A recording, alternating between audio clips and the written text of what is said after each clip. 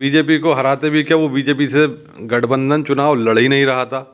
गठबंधन तो चुनाव वैसे हिसाब से लड़ रहा था, गठबंधन चुनाव वैसे हिसाब से लड़ रहा था।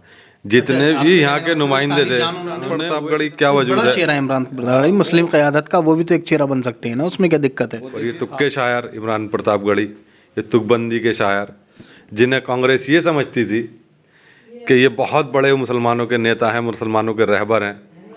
अरे एक काम बताएं, इमरान प्रतापगढ़ी ज़मीन पर मैंने ये काम किया है मुसलमानों के लिए। फैज़ान फ़ारूक़ी नाम है मेरा और आप देख रहे हैं द पब्लिक व्यू। बिहार चुनाव के नतीजे फाइनल हो चुके हैं और एक शॉकिंग जो है वो रिज़ल्ट आए हैं।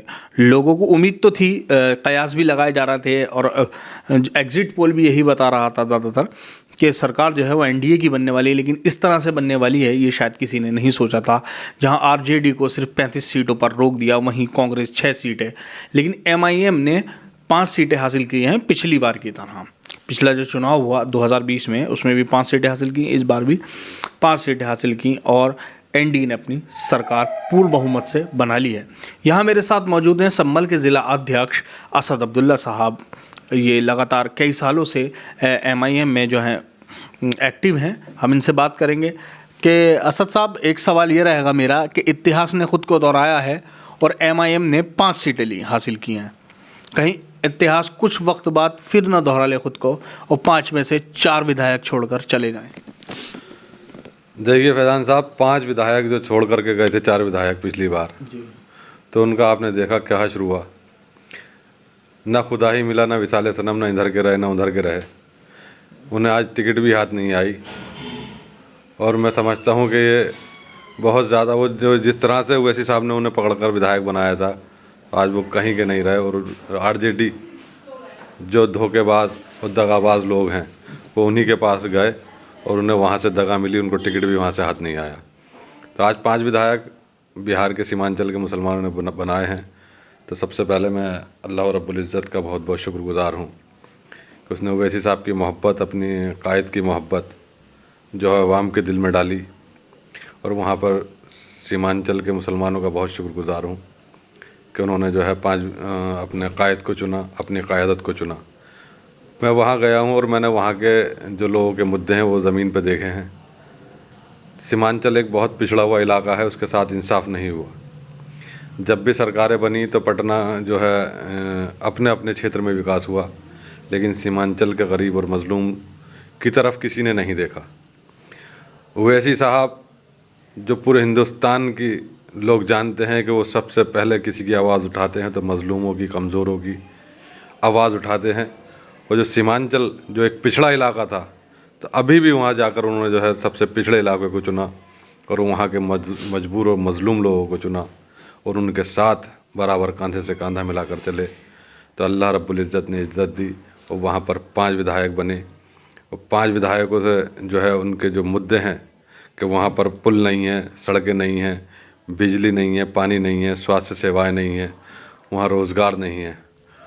तो मुझे उम्मीद है कि वहाँ पर उनके सारे मुद्दों को हल किया जाएगा और ज़्यादा से ज़्यादा मेहनत जो है, जो दयानतदारी, ईमानदारी के साथ मजलिस इत्तेहादुल मुस्लिमीन के वर्कर से लेकर नुमाइंदे तक जो है काम करते हैं मज़लूम और गरीबों का, वो काम वहाँ किया जाएगा।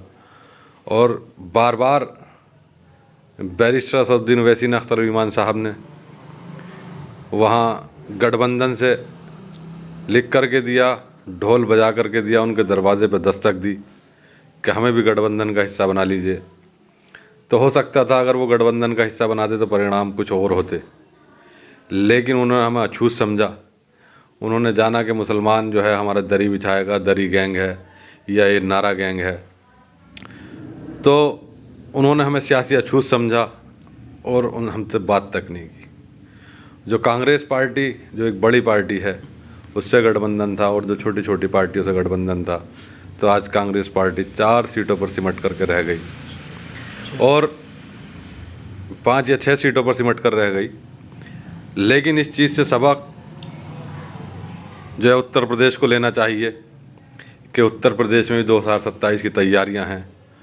तो उत्तर प्रदेश की जो बड़ी पार्टियां हैं, चाहे वो समाजवादी पार्टी हो या कांग्रेस हो या बहुजन समाज पार्टी हो, उनको सबको इससे सबक लेना चाहिए कि अगर गठबंधन हो तो उसमें गठबंधन में जो है हमारी भी शमूलियत हो, हिस्सेदारी हो, ताकि जो है पूरा उसे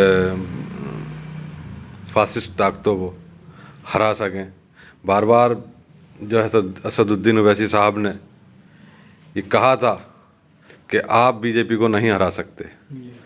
अच्छा, बीजेपी को हराते भी क्या, वो बीजेपी से गठबंधन चुनाव लड़ ही नहीं रहा था। गठबंधन तो चुनाव ओवैसी साहब से लड़ रहा था, गठबंधन चुनाव ओवैसी साहब से लड़ रहा था। जितने भी यहाँ के नुमाइंदे थे उन्होंने ओवैसी साहब के पीछे लगा दी, बीजेपी के पीछे नहीं लगाई। कहीं ओवैसी साहब जो है यहाँ पे उभर के ना आ जाएं, कहीं 20 सीट से ज़्यादा सीटें हमें नहीं मिल जाएं। तो उन्होंने जो पीछा किया ओवैसी साहब का दिया, बीजेपी से उन्होंने अपनी लड़ाई नहीं लड़ी। बीजेपी से लड़ाई लड़ी मजलिस इत्तेहादुल मुस्लिमीन ने, उन्होंने लड़ाई लड़ी हमसे। उन्होंने जो है इमरान प्रतापगढ़ी और एक सांसद इकरा हसन और भी जो है नुमाइंदे थे उत्तर प्रदेश के मुस्लिम, जो ओवैसी साहब के पीछे लगाए। और ये तुक्के शायर इमरान प्रतापगढ़ी, ये तुकबंदी के शायर, जिन्हें कांग्रेस ये समझती थी कि ये बहुत बड़े मुसलमानों के नेता हैं, मुसलमानों के रहबर हैं। अरे एक काम बताएं, इमरान प्रतापगढ़ी ज़मीन पर मैंने ये काम किया है मुसलमानों के लिए। अच्छा, इमरान प्रतापगढ़ी के पीछे क्यों पड़े रहते हैं आप लोग? वो भी तो मुसलमान ही है ना। देखिए, इमरान प्रतापगढ़ी जो है ओवैसी साहब को बी टीम बता रहे थे, पीछे पड़े हुए थे ओवैसी साहब के, इमरान प्रतापगढ़ी हों या ये हों। तो इमरान प्रतापगढ़ी क्या वजूद है? चेहरा इमरान प्रतापगढ़ी मुस्लिम क़यादत का, वो भी तो एक चेहरा बन सकते हैं ना, उसमें क्या दिक्कत है आपको? वो देखिए राज्यसभा के मेंबर हैं, वो ज़मीन पर कहीं से भी वो एक मुखिया नहीं बन सकते। और ओवैसी साहब इन जैसे लोगों को जहाँ से चाहें, जिस जगह चाहें, विधायक और सांसद बना दें। उनका आपने देखा हो, जो कमज़ोर लोग हैं उन्हीं को पकड़ करके वो नेता बनाते हैं और उन्हीं की आवाज़ बनाते हैं। तो इमरान प्रतापगढ़ी एक शायर, तुकबंदी के शायर तो हैं, लेकिन वो मुसलमानों के लीडर नहीं है।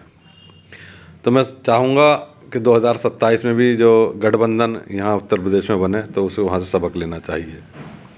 और ये गठबंधन जो हमें बी टीम कहते हैं, जो हम पे इल्ज़ाम लगाते हैं, तो अभी मध्य प्रदेश का चुनाव हुआ था तो वहाँ कांग्रेस का और समाजवादी का गठबंधन टूट जाता है।